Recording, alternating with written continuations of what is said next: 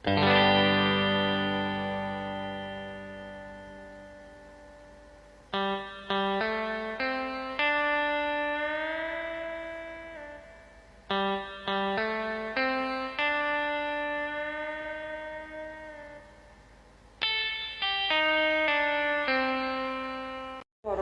wabarakatuh. Perkenalkan, nama saya Gunawan Saputra dari Prodi PGSD Lokalde. Baiklah, di video ini saya akan menyelesaikan tugas ujian tengah semester dengan mata kuliah profesi pendidikan dengan dosen pengampu Iswandi MPD. Baiklah, kita akan masuk ke soal yang pertama, yaitu jelaskan hakikat profesi dan pendidikan serta jelaskan juga perbedaan profesi dan pekerjaan beserta contohnya. Baiklah, saya akan menjawab pertanyaan soal nomor 1. Pengertian pekerjaan merupakan suatu kegiatan yang dapat dilakukan tanpa perlu mempunyai suatu keahlian atau keterampilan khusus. Tujuan dari melakukan pekerjaan tersebut dilakukan guna memperoleh penghasilan untuk memenuhi kebutuhan sehari-hari. Itu artinya setiap orang dapat melakukan pekerjaan apa saja untuk memenuhi kebutuhan sehari-hari. Contoh pekerjaan yang bisa kita temui di kehidupan sehari-hari adalah petani, operator, nelayan, penjual yang ada di toko, dan lain-lain. Sedangkan pengertian profesi adalah yaitu suatu kegiatan yang dilakukan atas dasar keterampilan dan juga pengetahuan yang kita punya. Dengan begitu, profesi tidak dapat dilakukan oleh sembarang orang atau semua orang. Mereka yang mempunyai profesi pasti sebelum sudah menempuh pendidikan atau pelatihan tertentu untuk memenuhi kualifikasi yang diperlukan. Untuk memperoleh keterampilan atau pengetahuan khusus, itu biasanya dilakukan melalui pendidikan ataupun pelatihan seperti kuliah hingga kursus singkat.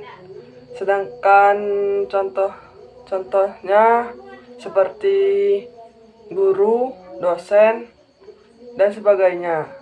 Kita masuk ke soal yang nomor 2. Jelaskan apa saja tugas pokok dan kewajiban seorang guru yang dikatakan profesional beserta contohnya.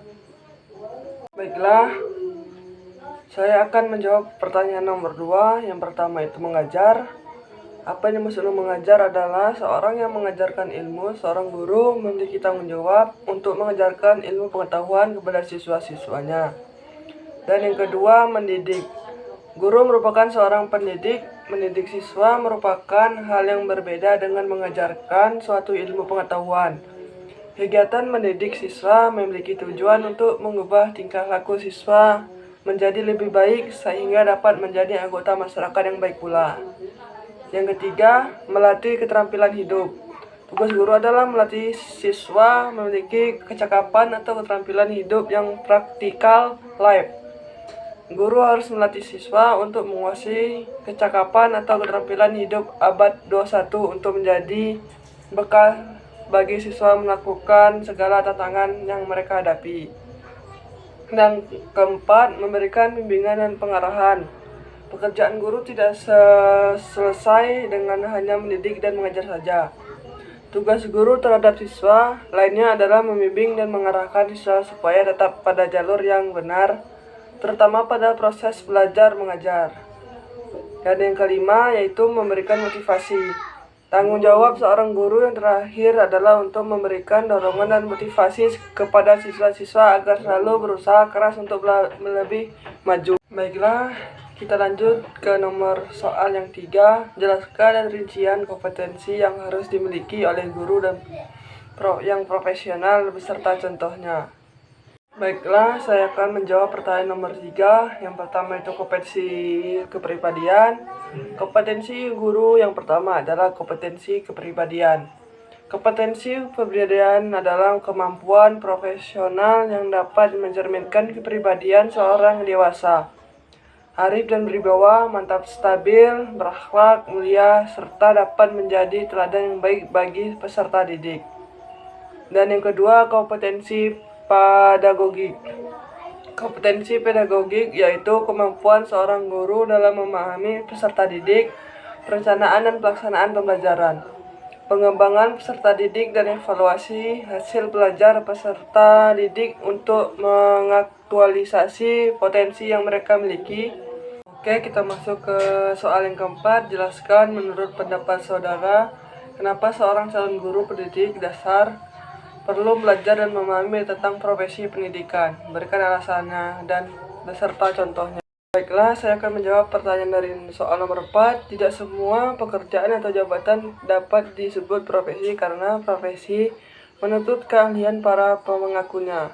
Berawal dari pernyataan tersebut, jelas bahwa profesi bukanlah suatu pekerjaan biasa, melainkan pekerjaan yang dilakukan secara profesional dengan keahlian dan pendidikan yang memadai dan dilatari oleh pengakuan secara formal atau informal.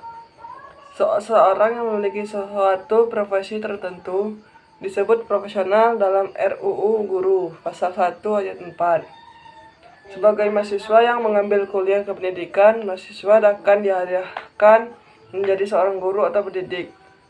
Adalah suatu sebutan bagi jabatan, posisi, dan profesi bagi seorang yang mengabdikan dirinya dalam bidang pendidikan melalui interaksi edukatif secara terpola, formal, dan sistematis.